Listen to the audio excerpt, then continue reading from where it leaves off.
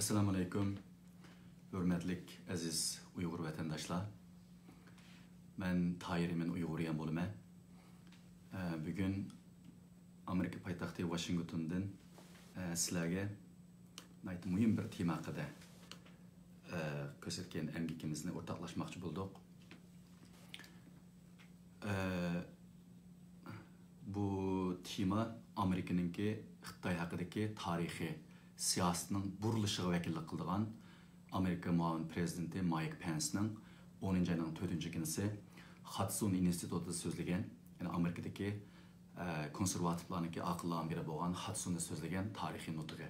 Bu nutq so'zlanishdan bir kun burun Aqsaray hukumati mushu barliq axborot vositalariga so'zlanmoqchi bo'lgan nutqda Amerika hukumatiniki Xitoyga qartilgan umumiy siyosatini sharhlaydiganligini alohida til qilib o'tdi. Bu nutq e'lon qilingandan keyin dunyodagi barliq siyosiy sohadagilarniki intayin zo'r diqqatini qo'zg'adi. Shu nuqtadan Uyg'ur ziyolilarimi, siyosiy faoliyatchilarimi bu nutqqa yaxshi inkoslarni berdi. Men Amerikada turayotgan nurg'un qarindoshlarimizning talabi bo'yicha bu nutqning Uyg'urcha tarjimasini to'liq tarjima qilib chiqdim. Sizlarga bugun shu nutqning Uyg'urcha tarjimasini o'qib bermoqchi. Endi sizlarning xabaringiz bo'lgandek, biz qalam bilan faoliyat bilan shug'ullanib kelyapmiz. Zarur bo'lmagan ahvolda biz men videoga chiqib so'zlab ketmaydim shu qarindoshlarimizning talabi bo'yicha. Buning zarurligini his qilib sizlarga o'rtoqlashishni o'yladik. Bu nutqcha 47 minut atrofida davomlashadi. Shunga qarindoshlarga vaqtini diqqatini berishini umid qilaman. Rahmat. Mike Pence'ning Hudson institutida so'zlagan tarixiy nutqi. Tanıştırğınız üçün köp rahmet. Ken. İşençilikler grupsi a'zolariga, Doktor Michael Pillsbury'ga, alayid mehmonlarga, hammalarga köp rahmet. Hudsonga kelganimdan sharaf his qilaman.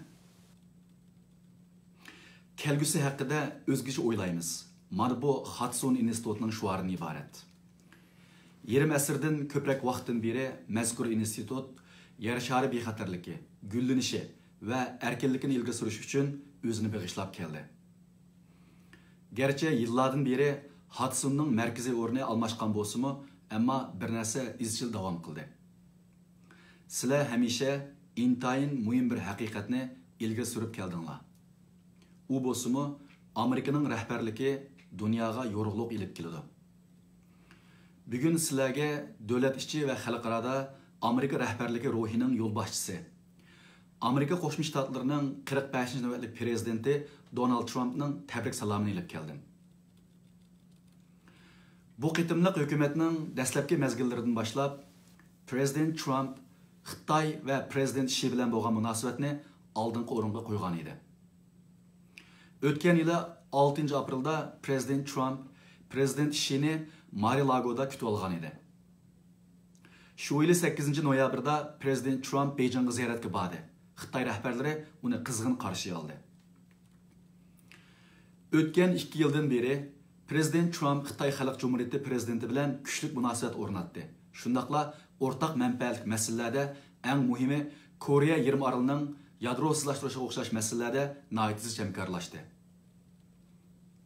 Bugun oldinglarga kelib so'zlashimning bir sababi bor. Amerika xalqining shuni bilish haqqi borki, biz so'zlayotgan mush daqiqada Beijing Amerika Qo'shma Shtatlarida o'zining ta'siri va manfaatini ilgari surish uchun barliq hukumat tadbirlari, jumladan siyosiy, iqtisodiy va harbiy vositalarni qo'llanib kelmoqda. Xitoy yana har qachonqidan bakrak oldin qo'lsiz xarakterli tadbirlarni qo'llanib, davlatimizning ichki va tashqi siyosatiga ta'sir ko'rsatish va aralashish uchun kuch ishlatmoqda. Bizning hukumatimiz Xitoyga inkas qaytarish uchun mushu munbar zallarda uzundan beri tashabbus qilinib kelgan prinsiplar va siyosatlarni qo'llanib, hal qiluvchi harakatlarni qo'llandik. Prezident Trump o'tgan dekabrda e'lon qilingan davlat bexatarlik strategiya dokladida yangi buyuk kuchlar raqobati davrini bayon qildi. Chet el davlatlari o'zlarining rayon va yer sharidagi ta'sirini kuchaytirishni boshladi. Ular Amerikaning geopolitikalik afzalliklariga xis qilib, yer shari tartibini o'z foydasiga yangilash uchun tirishmoqda. Bu strategiyada Prezident Trump Amerika Qo'shma Shtatlarining Xitoyga qarta bir yangi tadbir yo'lga qo'yganligini ochiq qildi. Biz adillik, barobarlik va egilik huquqiga hurmat qilishni asos qilgan munosabat izlaymiz. Va bu nishonga yetish uchun kuchlik va mos qadamlik harakatlarni qo'llandik. Prezident Trump o'tgan yili Xitoyni ziyorat qilganda aytgandek, bizning ikki davlat o'rtasidagi munosabatni kuchaytirish va fuqarolarimizning hayotini ilgari surish fursatimiz hali ham bor. Bizning kelgusi haqidagi qarashimiz Amerika bilan Xitoy ochiq yo'riq bo'lish va do'stlik asosida munosabat o'rnatganimizdek, o'tmishimizdagi eng yaxshi taraflar ustiga qurilgan. Bizning yosh davlatimiz inqilob xarakterlik urushdan keyin yangi eksport bozori izlash uchun yo'lga chiqqanda Xitoy xalqi odamgiya va yung qachlab kelgan amerikalik savdogarlarni qarshi olgan edi. Xitoy 100 yillik numus mezgilida kamsitilish va xo'rlanishga uchraganda Amerika Xitoyni xo'rlig'ichilar sifiga qo'shilishni rad qildi va Xitoy bilan erkin savdo qilish, ularning egilik huquqini qo'g'dash uchun ishni ichib o'tish siyosatini tashabbus qildi. Amerika missionerlari Xitoy qirg'oqlariga xush xabar elib kelganda, ular mo'l va qadimiy madaniyat, shundoqla hayotiy kuchga ega xalqdan ta'sirlangan edi. Amerikaliklar Xitoyda faqat din taqtibli qolmay, ular yana Xitoydagi tunji va eng yaxshi universitetlarni qurib bergan edi. Ikkinchi dunyo urushi qo'zg'alganda biz Xitoy bilan birga imperializmga qarshi ittifoqdosh bo'ldik. Shu qitimliq urushdan keyin Amerika Xitoyning Birlashgan Davlatlar Tashkiloti xartiyasi a'zosi va urushdan keyingi dunyoni qurg'uvchilar qatoridan bo'lganligini kapolatga ega qildi. Biroq Xitoy Kommunist partiyasi 1949-yili hokimiyatni qo'lga olgandan keyin hokim mutlaqlik kengaymichilik siyosatini yo'lga qo'ydi. Bu ikki davlat bir safda turib urush qilib, saq 5 yildan keyin Koreya yarim orolining tog' jilg'ilarida bir-biriga qarshi urush qildi. Mening dadam bu urushlarga erkinlikning oldingi qismida turib shohid bo'lgan edi.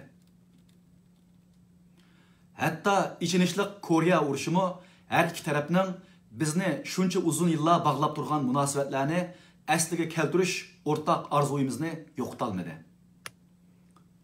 Xitoyning Amerika Qo'shma Shtatlaridan yiroqlashishi 1972-yildan boshlab oyoqlashdi.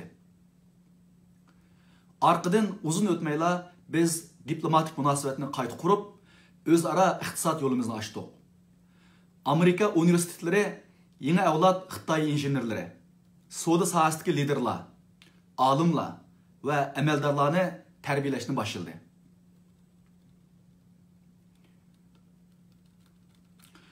Sovet ittifoqi yiqilgandan keyin biz Xitoy cho'qim erkin davlatga aylandi deb o'yladik. Amerika kelgusiga umidvorlik bilan nazar tashlab, 21-asrning yetib kelishi bilan tang Beijingga iqtisodimizning ishini ochdik. Xitoyni dunyo savdo tashkilotiga ilib kirdik. Bizdan ilgirki hukumatlar Xitoyning faqat iqtisodiy jihatla emas, balki siyosiy jihatdami shaxsiy ig'dorchilik, diniy erkinlik va insoniy huquq qatorliq klassik liberal prinsiplarni hurmat qiladigan erkinlik qarab taraqqiy qilishini umid qilgan edi. Biroq bu umidi amalga oshmadi. Erkinlik tushi Xitoy xalqidan nihoyat yiroq bo'lib keldi. Beijing Deng Xiaopingning mashhur islohot va ishni ichib o'tish siyosatiga rioya qilmadi. O'tgan 17 yilda Xitoyning ichki ishlab chiqarish umumiy qiymati 9 hassa qatlanib, dunyodagi ikkinchi cho'ng iqtisodiy gavdaga aylandi. Bu muvaffaqiyatning ko'p qismi Amerikaning Xitoyga mablag' silishidan kelgan. Xitoy Kommunist partiyasi yana ig'ir tamojna biji, import miqdorini cheklash, pul monopol qilish, texnika maxfiyatini oshkorlashga majburlash, aqliy mulkni o'g'irlash, sanab kelsak yana kemp sanoyidagi o'xshash sohalarda ishsizlik yordam puli berish qatorliq erkin va adil savdo qoidalariga uyg'un kelmaydigan siyosat qurol ambarlarini ishlatib keldi. Beijing bu siyosatlar bilan raqobatchilari bo'libmi Amerikani ig'ir ziyonga uchratib, o'zining sanoat ishlab chiqarish asosini qurib chiqdi. Xitoyning harakatlari o'tgan yili Amerika Qo'shma Shtatlari bilan bo'lgan savdoda 375 milliard dollarlik savdo qizil raqamini keltirib chiqadi. Bu bizning yer shari umumiy savdo qizil raqamining taxminan 20ga to'g'ri keldi. Prezident Trump bu hafta shundoq dedi. Biz o'tgan 25 yilda Xitoyni o'zimiz qurib chiqdik. Növbətdə Xitay Kommunistik Partiyası 2025-yili Xitay sanoat plani orqali dunyoning eng ilg'or texnikalari, jumladan mashina odam texnikasi, biotexnologiyasi va sun'iy idrok texnikalarini kontrol qilishni nishonladi. 21-asr iqtisodining eng yuqori pallasiga qo'mondonlik qilish uchun Beijing o'zining byurokratlari va savdogarlarga hech qanday vosita tanlamasdan davlatimizning dunyodagi iqtisodiy hukmronlik asosi bo'lgan Amerikaning aqliy mulkini qo'lga tushirishga buyruq tushirdi. Beijing hozir nurg'un Amerika shirkatlarini o'zlarining savdo maxfiyatligini Xitoyda savdo qilish badaliga topshirib berishni talab qilmoqda.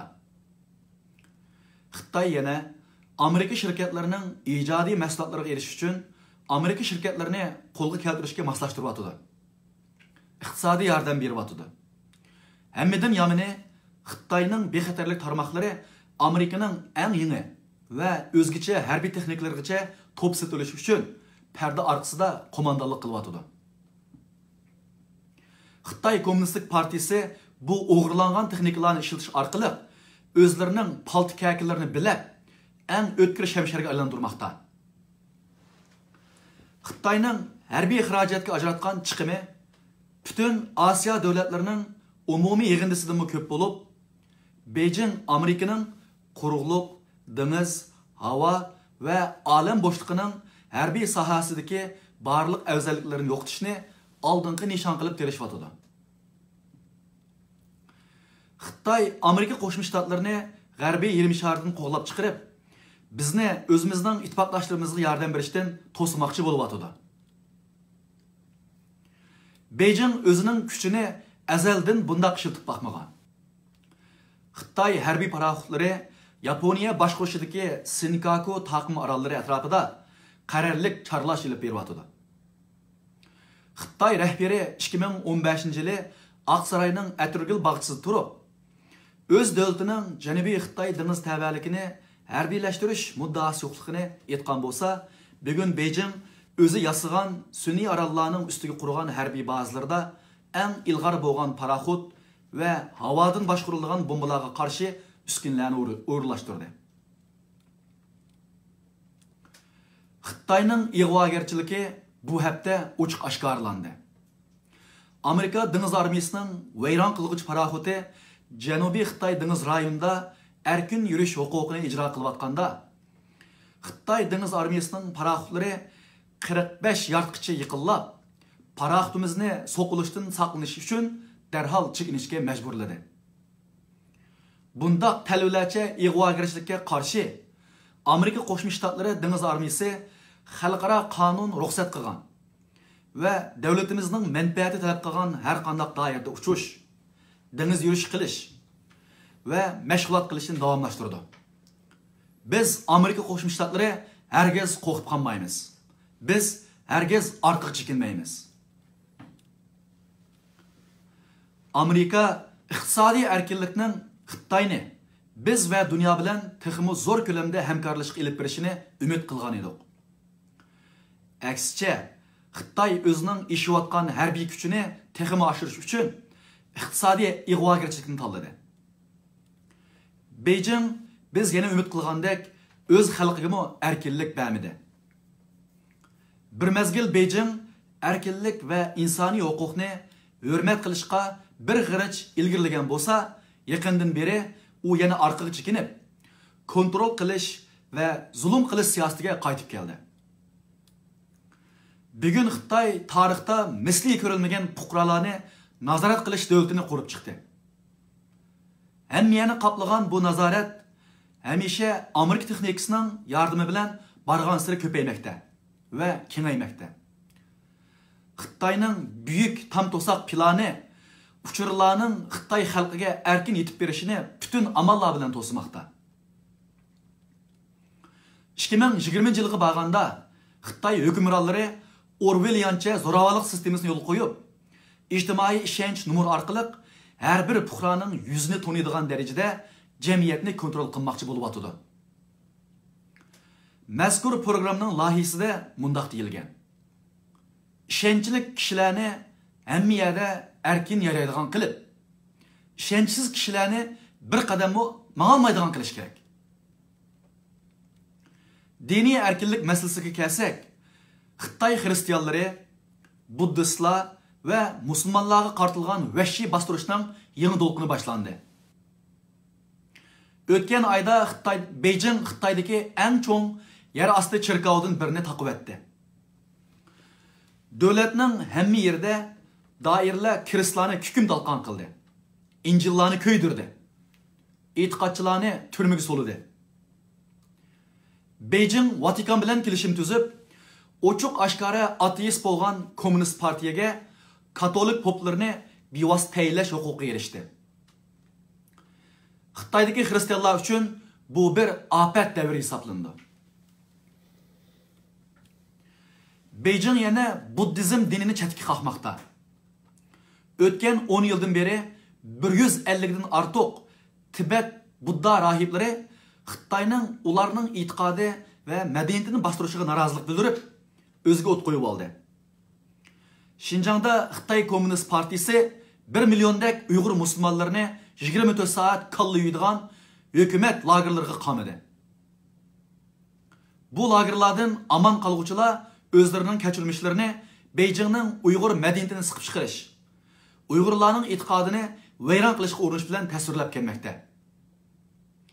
Ammo xuddi tarix isbotlagandek, o'z xalqini ekspluatatsiya qiladigan davlat nihoyatda oz hukm suralaydi. Beijingning o'zining zulmini dunyo bo'ylab kengaytirish, Beijing o'zining zulmini dunyo bo'ylab kengaytirishga urinmoqda. Xuddi Hudsunning tadqiqotchisi doktor Michael Pillsbury aytgandek, Xitoy Amerika hukumatining harakati va nishoniga qarshi turmoqda. Amaliyotda Xitoy Beijingning o'zining tinchlik yoki ijobiy maqsadlariga qarshi holda Amerikaning ittifoqdoshlari va dushmanlari bilan hamkorlik o'rnatmoqda. Xitoy atalmış qarz diplomatiyasi usulini ishlatib, o'z ta'sir doirasini kengaytmoqda. Bugun bu davlat Osiyodan Afrikagacha, Yevropadan Latin Amerikasigacha har qaysi davlat hukumatlarining asosiy muassasa qurilishi uchun qarz berish orqali 100 milliardlab dollar ta'minlamoqda. Bu qarzning shartlari bo'lsa maxfiy bo'lib, haqiqiy foydasi ko'rinarli darajada Xitoyga qarab oqmoqda. Biz Sri Lankaga qarab boqaylik. Ular Xitoy davlat egiligidagi shirkatlardan savdo qiymati aniq bo'lmagan port yasash uchun g'oyat zo'r summada qarz olgan. 2 yil avval bu davlat bu qarzni to'lay olmay qoldi. Shuning bilan Xitoy Sri Lankani bu yangi portni Xitoyga o'tkazib berishga qistadi. Balkim bu port uzunga qolmay Xitoyning ishlayotgan dengiz armiyasining avangard harbiy basiga aylanishi mumkin. O'zimizning yerim sharimizga kelsak, Beijing Venezueladagi chirik va iqtidorsiz Maduro rejimiga hayot sharbati uzatdi. Neft bilan qaytirisi bo'ldiganga odamni shak qo'zg'aydigan 5 milliard dollarlik qarz va'da qildi. Beijing bu davlatning eng cho'ng birdan-bir qarz bergisi bo'lib, Venezuela xalqini 50 milliard dollarlik qarzga paturdi. Beijing yana Xitoyning strategik nishonlarini sharoit bilan ta'minlashga va'da qilgan kandidatlar va partiyalarni bevosita qo'llash orqali ba'zi davlatlarning siyosiy sohasini chiriklashtirmoqda. O'tgan yildan beri Xitoy Kommunist partiyasi Latin Amerikasidagi 3 davlatni Tayvan bilan bo'lgan munosabatni uzib, Beijingni e'tirof qilishga qoyil qildi. Bu harakatlar Tayvan bo'g'zining bexatarligiga og'ir tahdid ilib keldi. Amerika Qo'shma Shtatlari buni aybladi. Hukumatimiz uch birlashma bayonot va Tayvan munosabat qonuni etilgandek bir davlat siyosatini hurmat qilishni davomlashtirish bilan birga Amerika davomli Tayvanning demokratiya yo'lida turishi barliq Xitoy xalqi uchun yaxshi bir yo'l ko'rsatganligiga ishonadi. Bular Xitoyning o'zining dunyodagi strategik manfaatini texmo zo'r ko'lamlashgan va puxta bo'lgan usullar bilan ilgari surish uchun yo'lga qo'yayotgan usullardan aran bir nechasidan iborat. Ammo ilgirki hukumatlar Xitoyning harakatlariga sal qaradi. Hatto nurg'un sohalarda Xitoyning nishoniga yordam berdi. Ammo u kunlar endi kammas ketdi. Prezident Trumpning rahbarligi ostida Amerika Qo'shma Shtatlari bizning manfaatimizni yangilangan Amerika qurti bilan qo'g'dimoqda. Biz tarixdagi eng qudratli harbiy kuchimizni yili ham kuchli qilish uchun tirishayotimiz. Bu yilning beshida Prezident Trump harbiy qudratimizni hamma sohada kuchaytirish uchun 716 milliard dollarlik xamchot qonuniga imzo qo'ydi. Bu Prezident Ronald Reagan'dan beriqi eng cho'ng davlat bexatarlik tayyorlik bo'lib hisoblanadi. Biz yadro qurol amberimizni zamonaviylashtiramiz. Biz yangi va davr bo'lgich kurashchi aeroplanlarimizni taraqqiy qildiryapmiz. Biz yangi avlod olam boshqa kemalarimiz va jang paraxotlarimizni taraqqiy qildiryapmiz. Qurolli kuchlarimizga tarixdan beriqi eng zo'r ko'lamda mablag' solyapmiz. Bu bizning olam boshqidagi kuchimizni kapolatga ega qilish uchun Amerika Qo'shma Shtatlari olam boshqidagi armiyasini qurishimiz, dushmanlarimizni cheklash uchun to'y dunyosidagi iqtidorimizni oshirish qatorliq tirishchiligimizni o'z ichiga oladi. Navbatda Prezident Trumpning rahbarligida davlatimiz 250 milliard dollarlik Xitoy mahsulotiga tamojna beji jazosi yo'l qo'ydi. Bu Beijingning qo'lga tushirish va kontrol qilishga urinayotgan ilg'or texnik sohasini qaratmali holda nishonlagan. Prezident shuni ochiq jakarladiki, adil va muvofiq kelishim tuzmagicha biz bu sonni 2 hassa qatlash ehtimoli bo'lgan darajada texmo ko'p jazo yurgizamiz. Tadbirlarimiz muhim natijalarga erishdi. Xitoyning eng cho'ng pay bozori mush yilning oldingi 9 oyida 25% tövelledi. Buning asosli sababi davlatimizning Beijingning savdo qilmishiga qarta o'rindan dast turganligi bilan munosabatlikdir. Xuddi Prezident Trump aytgandek, biz Xitoy bozorining ziyon tortishni xohlamaymiz. Amaliyotda biz ularning gullanishini xohlaymiz. Biroq Amerika Qo'shma Shtatlari Beijingning erkin, adil va o'zaro foyda yetkazadigan savdo siyosatini qo'llashni talab qiladi. Afsusnarligi, Xitoy hukmronlari hozirgacha bundaq bir yo'l elishni rad qildi. Amerika xalqining shuni bilish haqqi borki, Beijing Prezident Trumpning qo'llangan harakatidan o'chilish uchun bizning prezidentimiz, bizning g'oyamiz va bizning davlatimizning eng qimmatli prinsiplarini qo'llashni bichit qilish uchun nihoyat mukammal va moslashtirilgan bir harakat boshildi. Bugun mening sizlarga Xitoyning harakatlari haqida deb bermoqchi bo'lganim, ba'zilari bizning axborot tarmoqlarimizning bağlışından o'tgan. Ba'zilari oshkora erishkili bo'lgan paketlardan iborat. Men yuqorida aytgandek, Beijing o'zining ta'sirini oshirish va manfaatni kafolatlantirish uchun davlatning barliq choralarini ish qilyapti. Xitoy o'z kuchini oldin qo'l silish va majburlash xarakterida Amerikaning davlat ichi va tashqi siyosatiga aralashish uchun ishlatyapti.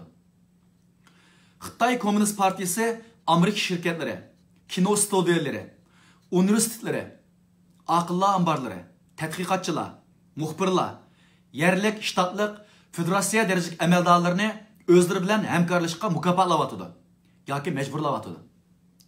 Hammadan yomoni Xitoy Amerika jamoat fikriga ta'sir ko'rsatish va 2020-yildagi prezident saylovini o'ziga foydali muhitga aylantirish uchun 2018-yillik o'ttir mezgillik saylovga ta'sir ko'rsatish uchun misli ko'rilmagan darajada tirishchanlik ko'rsatyapti.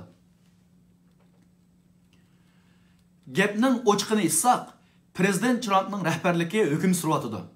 Shundaqla Xitoy boshqa bir Amerika prezidentini izlayapti. Xitoy Amerika demokratiyasiga aralashyapti.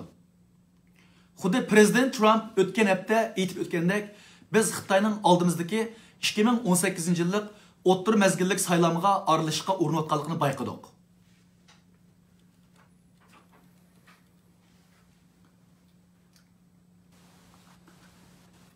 Bizning axborot uchur tarmoqlarimiz shundoq deydi.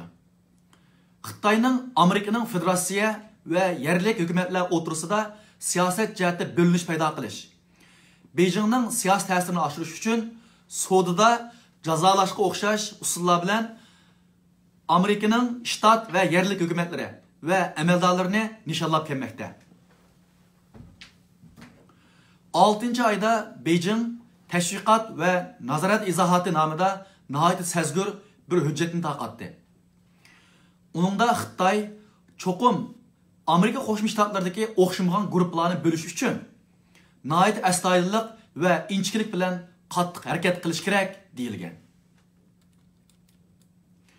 Bu maqsad uchun Beijing maxfiy rol o'ynag'uchilar, oldingi safdagi tashkilotlar, tashviqot vositalarini harakatlantirib, Amerikaning Xitoy siyosati tushunchasini burmoqchi bo'lgan. Bizning axborot tarmoqlarimizning bir yuqori darajalik a'zosining menga aytishicha, Xitoyning davlatimizni qilayotganlari oldida Rossiyaning qilmishlari hech nima emas ekan. Yuqori darajalik Xitoy amaldorlari Amerika shirkatlarining rahbarlarini Xitoydagi savdoni davomlashtirish uchun hukumatimizning Xitoyga qaratgan savdo jazosini ayblashga qistigan. Yaqinqi bir misolda Xitoy amaldorlari bir cho'ng Amerika shirkatiga agar Amerika hukumatining Xitoy siyosatini ayblamasa, ularning Xitoydagi tijorat kinishkasini tortib olamiz deb tahdid solgan. O'ttir mezgillik saylovga ta'sir ko'rsatish ishiga kelsak, sizlar Beijingning bizning tamojna beji jazoyimizga qarshi inkosiga qarsanglar bo'ladi. Ular 2018-yillik saylovda muhim rol o'ynaydigan savdo sohalari va shtatlarni alohida nishonga oldi. Bek uslab ketdim. Subhan. Rahmat. Bir parazda 2016-yili prezident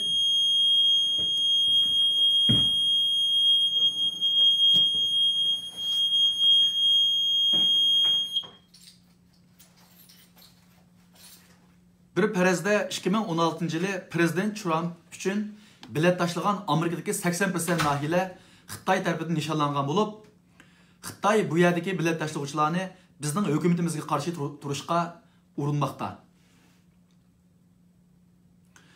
Xitoy yana Amerika saylovchilariga bevosita tadbir qo'llanmoqda. O'tgan hafta Xitoy hukumati bizning Xitoydagi bosh elchimizning yurti 2018-yildagi muhim bo'lgan shtatdagi bir gazet Des Moines xotirasiga ko'p betlik qo'shimcha bet chiqarish uchun pul to'lagan. Bu qo'shimcha bet qarmoqqa gazetdek loyihalangan bo'lib, bizning savdo siyosatimizni asossiz va ay ovaliqlarga ziyonli qilib sifatlagan. Ta'limimizga yarasha Amerikaliklar buni qabul qilmaydi. Masalan, Amerika dehqonlari prezident Trump bilan bir saf turyapti. Ular prezidentning keskin maydonidan kelgan natijani ko'ryapti. Bu haftalik Amerika, Kanada, Meksika kelishimi buning jumlasidan bo'lib, biz buningda Shimoliy Amerika bozorlarini Amerika dehqonlari va sanoatchilar uchun cho'ng g'alaba ilib kelgan darajada ochdik. Biz Xitoyning harakatlari faqat bizning siyosatimiz va siyosatlarimizga ta'sir ko'rsatishga markazlashmagan. Beijing o'zining iqtisodiy afzalligini kengaytirish, Xitoyning cho'ng ichki bozori bilan ozdirish va o'zining Amerika shirkatlariga bo'lgan ta'sirini ilgari surish uchun qadamlar olmoqda. Beijing hozir Xitoyda mashg'ulot ilib boradigan Amerika Birleşme Məbləğ şirketlerden Komünistik Partiyanın adam işletiş ve məbləğ silishni qarar qilishda kuchli huquqni ilish uchun shirkatlarda kompartiya paçaklarini qurishni talab qilyapti.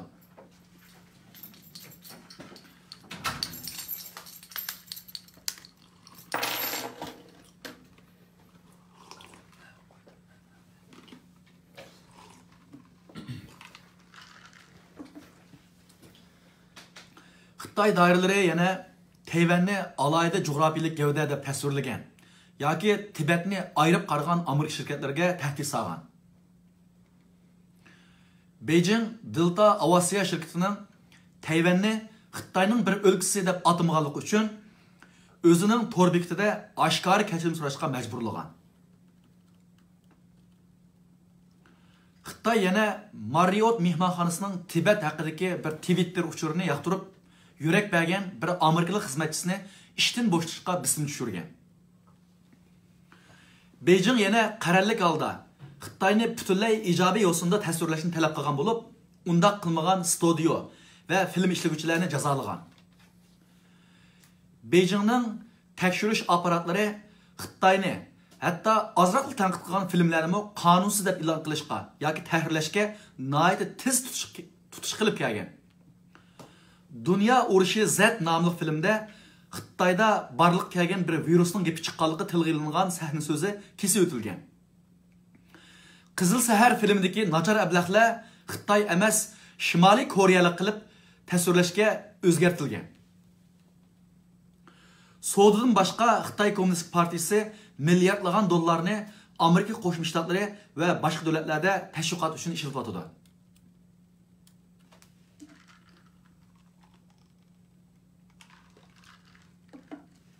Xitoy Xalqaro radiosi hozir Beijingni maqtaydigan programmalarni 30 dan ortiq Amerika medialarida nurg'un Amerika shaharlari taqtidi.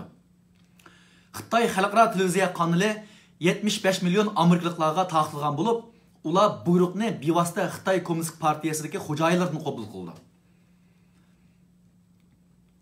Xitoyning yuqori amaldorlari bu kanalning bosh idorasini ziyorat qilganda aytgandek, partiya va hukumat boshqarishidagi media tashviqotning oldingi frontidir.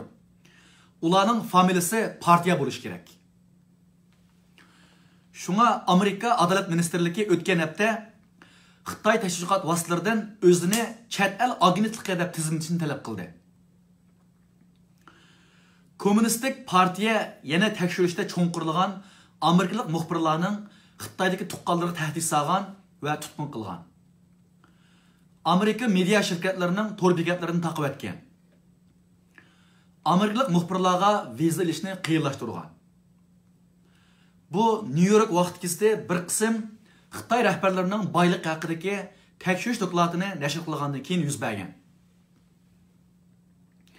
Biroq media Xitoy Kommunistik Partiyasi tekshirish madaniyatini yetildirishni izlayotgan birdan-bir joy emas. Xitoy akademik saharadimi shundoq qilyapti. Xitoy o'quvchilar uyushmalari va olimlar birlashmalariga qarab boqayli. Ularning Amerikadagi maktablarda 150 dan ortiq tarmoqlari bor bo'lib, bu guruhlar Amerikada o'qiyotgan 430 mingdan ortiq Xitoy millatidan bo'lgan o'quvchilarning ijtimoiy faoliyatlarini tashkillashga yordam beradi. Ular yana Xitoy o'quvchilari va Amerika maktablarining kommunistik partiya siyosatiga zid bo'lgan hamon Xitoy elchixonalari va konsulxonalariga xabar berdi.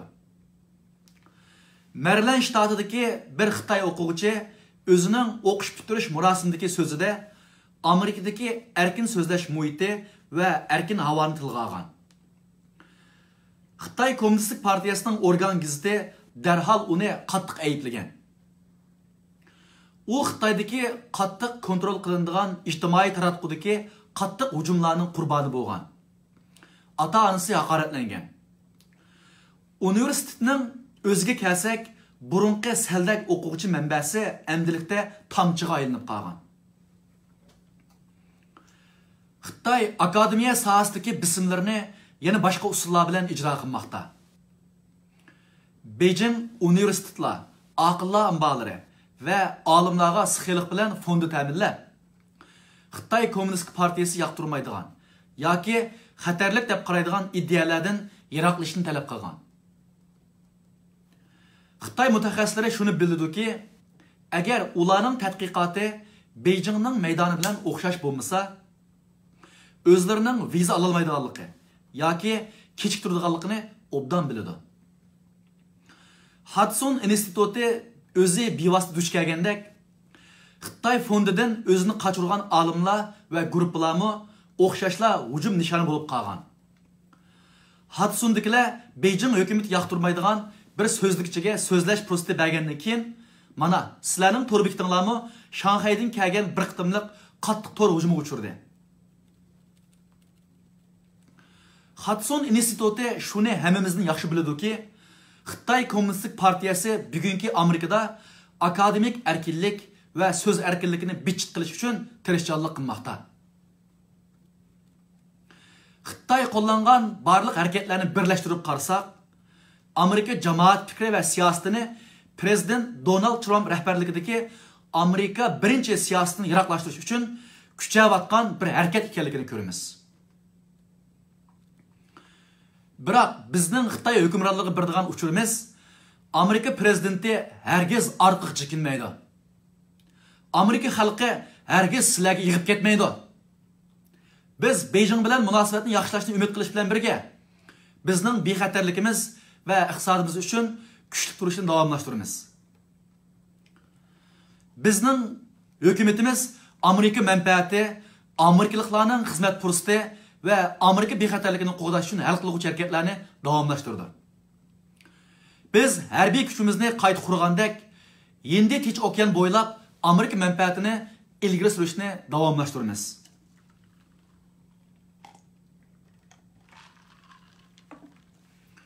Biz Xitoyning savdo qilmishiga inkos qaytarish bilan birga, Xitoy bilan davomli erkin, adil va o'zaro bo'lgan savdo fursatini talab qilamiz.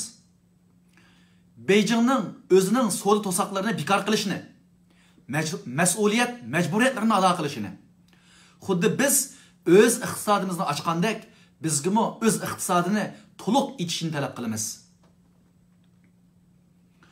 Biz toki Beijing Amerikaning aqliy mulk huquqini o'g'irlashni mangulik to'xtatganga qadar Beijingga qarshi harakat qilishni qat'iy davomlashtiramiz.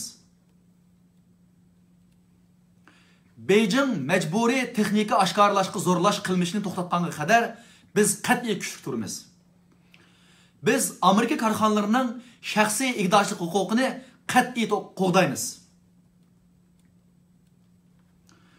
Biz erkin va ochiq bo'lgan Hindi Tinch okean g'oyamizni ilgari surish uchun rayondagi Hindistondan boshlab Samurag'icha biz bilan o'rtaq qimmat qarashlarga ega davlatlar bilan aloqamizni kuchaytiramiz.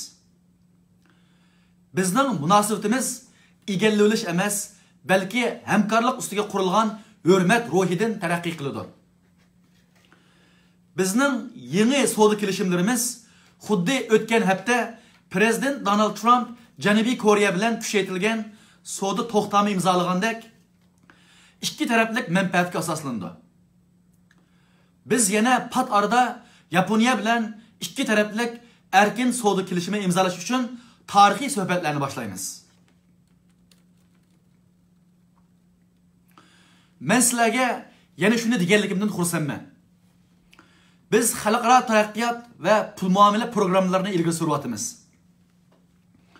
Chet el davlatlariga Xitoyning qarz qiltiqi. Biz chet el davlatlariga Xitoyning qarz qiltiqi diplomatiyasi o'rniga adil va oshkora bo'lgan tanlashni sunamiz. Muhimi, mushu hafta Prezident Trump qurilish qonun loyihasi qonuniga imzo qo'ydi. Kelar hafta men sharaf bilan Amerika Qo'shma Shtatlariga vakolatan Singapurdagi Osiyo boshliqlar yig'ini ve Asya Tinch okean iqtisodiy hamkorlik yig'iniga qatnashaman. Bu yerda biz erkin ve oshkora bo'lgan Hindi Tinch okeanini qo'llash uchun yangi tadbirlarni oshkorlaymiz. Men Prezident Donald Trumpning nomidan Amerikaning Hindi Tinch okeaniga bo'lgan ahdisi azaldan buncha kuchli bo'lmaganligini yetkazmoqchiman. Davlatimizga nisbatan biz o'zimizning manfaatini qo'g'dash uchun chet el məbləği komitetini küçəytib, dövlət bexatarligimizni Beijingning ziyonli qilmishidan saqlash uchun Xitoyning Amerikadagi mablag' solish ahvolini qattiq nazorat qilamiz. Beijingning Amerikaning siyosati va siyosatlariga yomon g'arazlik bilan aralashish qilmishlariga kelsak, mayli u qanday shaklda bo'lishidan qat'iy nazar buni davomli oshkorlaymiz. Biz jamiyatdagi har soha rahbarlar bilan birlashib, davlatimizning manfaati va eng qimmatli idealarini qo'g'daymiz. Amerika xalqi hal qilg'uch rol o'ynaydi. Darvaqa ular haqiqatan muhim rol o'ynab kelmoqda. Biz bu yerda to'plashgan mushu paytda Amerikaning hamma yerda bir o'rtaq tonish bosh ko'tarmoqda. Texmo ko'p shirkat rahbarlari kilar pasli Xitoy bozoriga sho'ng'ib kirishdan burun aqliy mulkni o'tinib berish yoki Xitoyning fuqarolarga zulm qilishiga yordam berishdan derak berandi yo'q. Bu vaqtda ikki qitim o'yinlagan bo'ldi. Biroq texmo ko'p korxonalar qoidaga bo'ysunish kerak. Masalan, Google darhol Xitoy Kommunistik partiyasining nazoratchilikni kuchaytiradigan va Xitoy fuqarolarining shaxsiy huquqiga tajovuz qiladigan uchar ajdarho planini darhol to'xtatish kerak. Texmo ko'p muxbirlarning hech qanday qo'rqinch yoki manfaatni o'ylashmasdan Xitoyning bizning jamiyatimizga qandaq va nima uchun sho'ng'ib kirganligini xabar qilayotganligini ko'rish kishini xursand qiladi.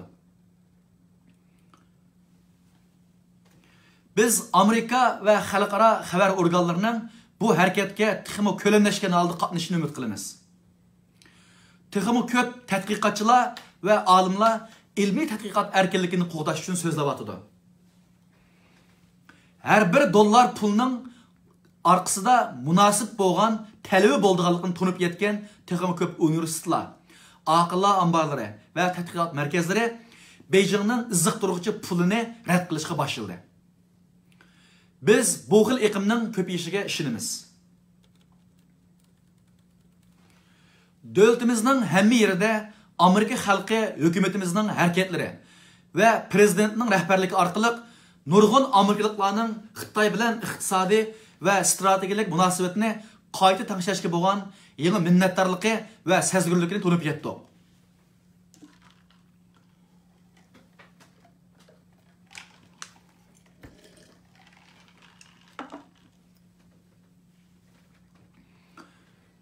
Prezident Trumpning rahbarligi ostida men sizlarga Amerikaning o'z yo'lida mustahkam turadiganligini jazmlashtiraman.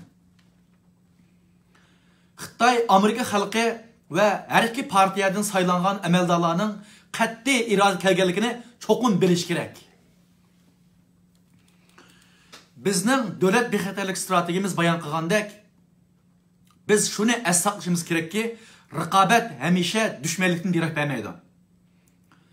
Prezident Trump shuni ochiq chakarladi. Biz Beijing bilan davlatimizning gullanishi va bexatarligini kafolatga ega qiladigan munosabatni, ijobiy munosabatni xohlaymiz. Beijing bu xil g'oyadan yiroqlashayotgan bo'lsa-mu, Xitoy hukmronlari yili ham rilsga qaytib, ikki tarafning necha 10 yil burungi munosabatni sifatlaydigan islohot va ichitish ro'yiga qaytib kelalaydi.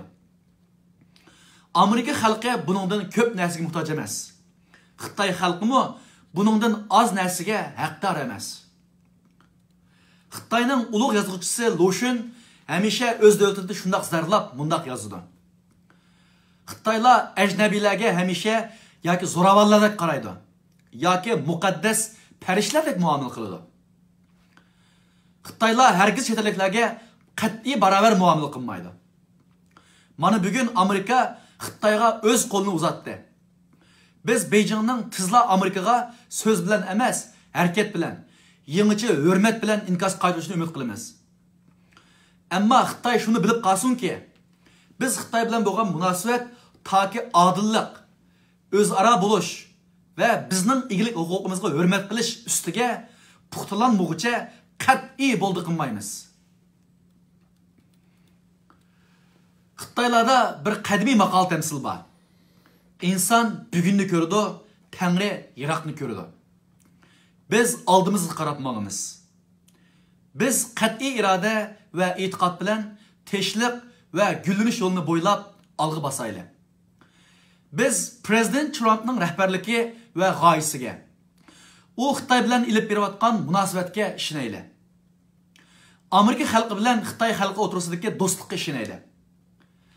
Tangri ko'rib turgan kelgusiga ishonaylikki, Tangrining yordami bilan Amerika va Xitoy kelgusiga birga yuzlandi. Ko'pchilikka rahmat. Tangri sizlarga omad bersin. Tangri Amerika Qo'shma Shtatlariga omad bersin. Muhtaram, hurmatli aziz qarindoshlar, Uyg'ur vatandoshlar, shuning bilan Amerika muavin prezidenti Michael Pence'ning 10-ayning 4-kuni Amerika poytaxti Washingtondagi konservativlarningki aqllarning biri bo'lgan Hudson instituti so'zlagan Amerika hukumatining Xitoy haqidagi yangi navbatlik strategiyasi degan nutqining Uyg'urcha tarjimasi e'lon qilindi. Bu tarjimaning teksti Uyg'ur agentligining Uyg'urcha so'rib e'lon qilindi. Qarindoshlarning bu nutqni tafsili anglab, Amerika hukumatining Xitoylarni qanchalik tushunganligi, buningdan keyin qanday siyosatni elib bormoqchi ekanligi, shundaqla Uyg'ur xalqining Amerika va Xitoy o'rtasidagi bu munosabatda o'zining manfaati va kelgusi qurmoqchi bo'lgan davlatimiz bilan qanday bog'lanishligi, aloqasi bo'lganligini muzokara qilishi, muhokama qilishini, siyosiy faoliyatchilarimiz, tadqiqotchilarimizning Amerika Xitoy munosabatida Uyg'ur masalasini tutgan o'rni haqida texmo ilmiy, astoydil, yiroqni ko'radigan bir pozitsiyada, tadbirlarda va choralar bo'lishini umid qilaman. Qarindoshlarimizga ko'pdan ko'p rahmat. Bu videoni ilishda yordamlashgan do'stim Salih Xudoyorga uning astoydillik bilan yordam qilganiga ko'pdan ko'p rahmat aytaman.